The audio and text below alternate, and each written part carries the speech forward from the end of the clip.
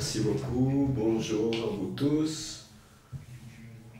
J'espère que vous pourrez être avec moi maintenant. Je vais parler de la gouvernance des conflits de ressources en Asie. Donc oublions l'Espagne et nous allons voyager en Asie. Est-ce que vous êtes prêts?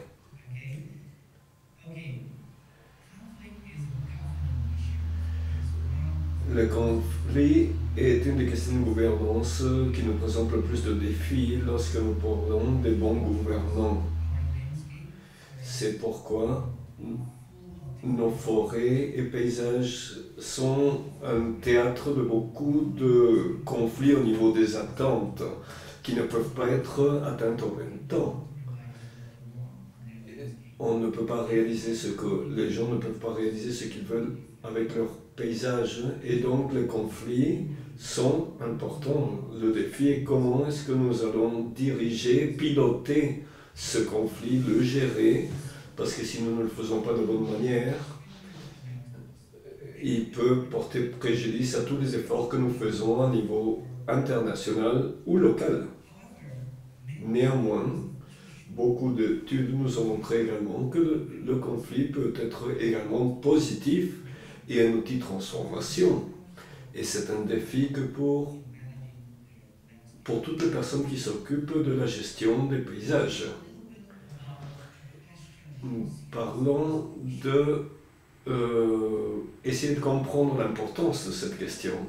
Si vous avez été en Cambodge, en 2009, il y a eu presque 236 cas par rapport aux forêts et à la terre, et 60% de ces conflits ont eu un caractère violent. En Indonésie, qui est le pays d'où je proviens, 12 à 20 millions de personnes sont affectées par des conflits en rapport avec la forêt. Combien de personnes habitent en Espagne? Donc, ceci représente beaucoup de personnes. Il y a des personnes qui sont mortes, d'autres ont dû abandonner leur village ou déménager à cause de ces conflits. Donc, ce sont des questions très sérieuses en Indonésie. La Thaïlande, là où j'habite pour l'instant, 1,3 million d'hectares, où il y a la protection des forêts aux endroits où il y a des personnes qui habitent et qui sont considérés des occupants illégaux, même s'ils sont là depuis des centaines d'années. Mais depuis le moment où c'est devenu un parc national, ils sont devenus des illégaux sur leur propre terre. En Asie, 75% des forêts sont affectées par des conflits violents.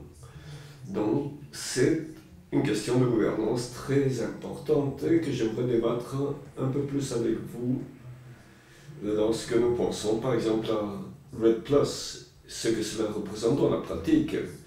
Étant donné que le conflit est tellement sérieux, si vous allez à n'importe quelle capitale en Asie et que vous lisez les journaux, vous trouverez ce genre d'articles.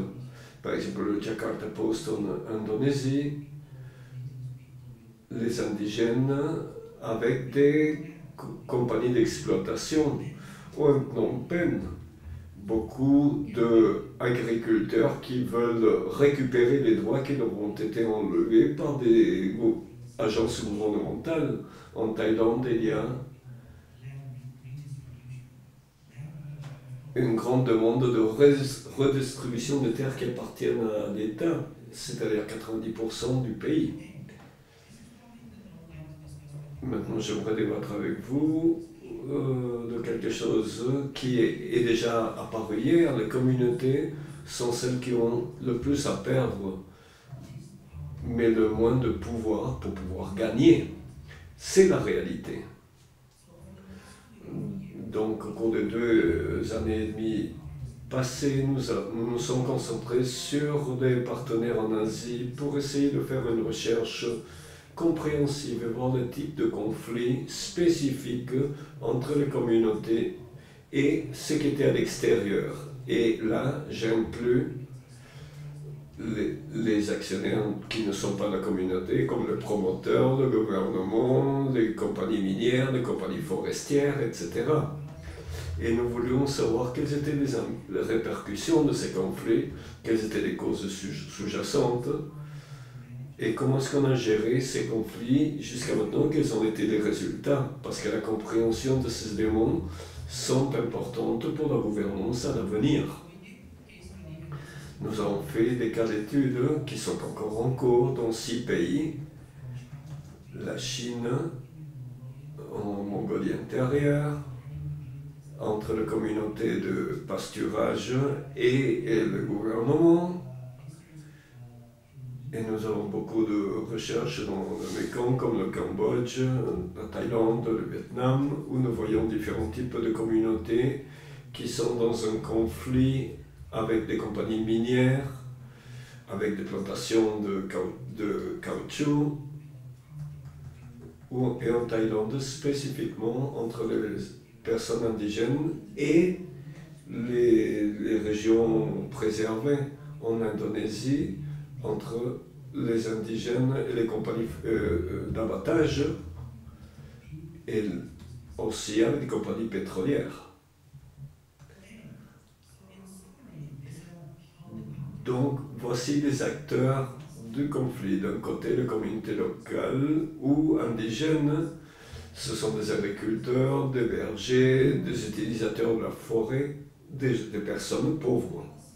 De l'autre côté, nous avons des compagnies qui sont extérieures, d'abattage, de minières, de plantations, par exemple de huile de palme, de caoutchouc, d'EVA. Et ces deux acteurs sont supportés par différents agents, les locales, par les ONG locales et internationales qui croient aux droits de ces communautés, des organisations qui se mettent au service de celles-ci. De l'autre côté, les compagnies du secteur privé sont supportées par le gouvernement, comme l'administration des forêts, l'administration des zones protégées, etc. Mais non seulement cela, mais également par les forces militaires et de la police. Donc, vous voyez la constellation de pouvoir dans ce conflit, vous voyez à quoi on peut s'attendre dans cette bataille pour les forêts et la terre. Quels sont les impacts de ce conflit? Par exemple, en Thaïlande, voici dans un des cas d'études, une personne a dit, tout d'un coup j'ai vu l'officier de forêt qui s'approchait, j'ai paniqué, j'ai couru aussi vite que possible, et il parlait que le village est maintenant une zone protégée, donc c'est illégal pour lui de rester dans sa propre terre. Donc il y a la peur, l'anxiété, ils ont peur d'être chassés par les officiers. Il y a beaucoup d'autres impacts. Il peut y avoir des désharmonies entre les groupes communautaires, parce que certains reçoivent du dîner, de l'argent, un support de la compagnie minière, ou dans d'autres cas, ils ne sont pas en bonne relation avec les villages qui sont proches. Donc ce conflit crée une désharmonie sociale. Et également, c'est associé avec des coûts économiques et sociaux élevés, parce que les personnes doivent quitter tout ce qu'elles ont. Ou, si elles doivent négocier, n'ont pas d'argent pour voyager à la capitale, ils doivent laisser leurs tâches agricoles derrière, et dans certains cas extrêmes, leurs villages sont brûlés directement. Donc la communauté décide qu'il y a des impacts très importants. Beaucoup de ces communautés ont dû abandonner directement parce qu'ils ne pouvaient pas se permettre d'avoir l'économie qu'il fallait pour se défendre. Et puis les gens qui sont sûrs de leurs droits, qui vont rester aussi long que possible et qui vont extraire tout ce qu'ils peuvent avant de partir, donc cela contribue à la détérioration des forêts. Qu'est-ce qui cause ce conflit? Et ici, quelque chose que nous avons entendu au Laos, quelqu'un qui a dit « J'ai lutté pour mon pays pendant plus de 30 ans. J'ai servi en tant que chef de village, mais lorsque les autorités viennent ici, ils rentrent dans la porte il a montré la marque avec la peinture et ils me disent que ma propre terre doit être utilisée pour la conservation. Donc l'une des causes principales est à qui appartient la forêt, à qui appartient la terre. Est-ce que c'est la vôtre? Est-ce que c'est la mienne? Qui vous donne le droit d'agir comme ça?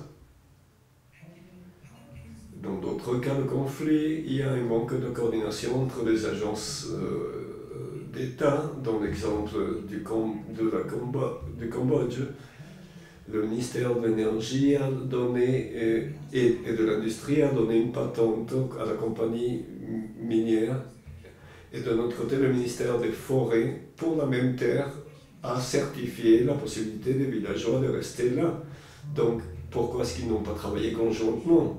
Et il y a le système de propriété qui est contesté beaucoup de fois en Thaïlande. C'est se mettre au service des organismes nationaux et internationaux pour la préservation des forêts.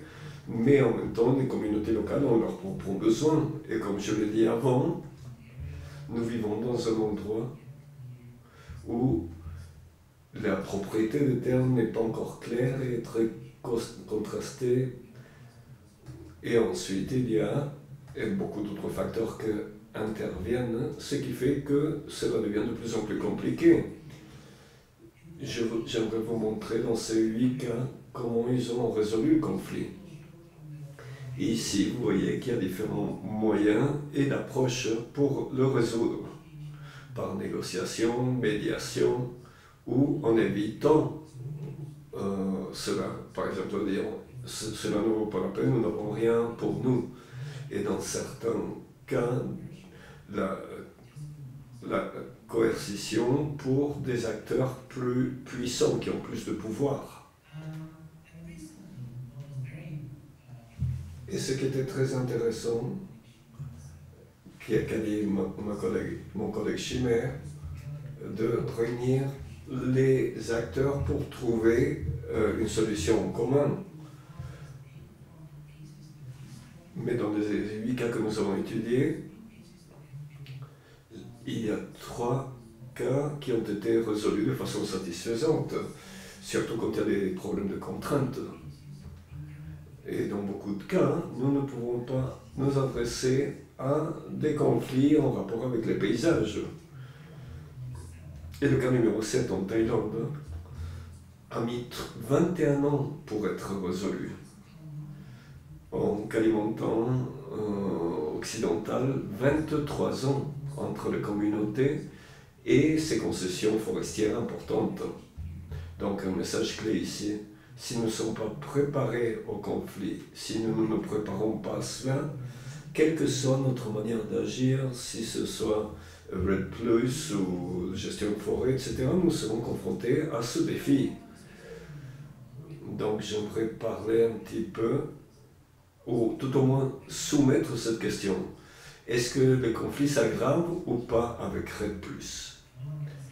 Et ce que je peux dire que cela dépend de la manière dont nous nous adressons aux questions de gouvernance très importantes. Par exemple, les personnes locales et indigènes, les droits à qui appartient la terre. Si c'est le cas, REDD+ peut avoir un avenir très brillant. Autrement, il nous reste encore beaucoup de choses à faire. Pour aller de l'avant, nous proposons à court terme ou immédiatement toute intervention devrait encourager une consultation rapide avec la population locale pour qu'il y ait une coordination entre les agences gouvernementales et d'autres mandats pour que tout le monde soit coordonné et harmoniser l'approche, promouvoir la cogestion, écouter aux personnes locales, s'adresser à leurs besoins et respecter leur culture. Et pour le gouvernement, ils doivent être neutres et non pas prendre parti, parce que beaucoup d'acteurs s'attendent à ce que les gouvernements soient des médiateurs qui facilitent les négociations. Et à long terme, nous devons clarifier les politiques d'utilisation de la terre et le système de propriété des terres, REDD+ sera une force critique pour que beaucoup d'acteurs puissent se réunir et négocier peut-être pour la gestion des terres. Et en Asie, les capacités de médiation se trouvent très rarement. Et nous avons besoin de respecter la gestion locale des ressources et intégrer les stratégies de vie locale dans la politique de conservation. Parce que si on ne peut pas garantir cela, nous allons tout droit vers un échec. Ici, un nombre d'institutions et organisations qui nous ont supportés jusqu'à maintenant dans cette recherche. C'est une recherche qui est en cours encore. Et nous allons nous concentrer pour voir les conflits dans le contexte de REDD+ au cours de l'année prochaine. Merci beaucoup de votre attention.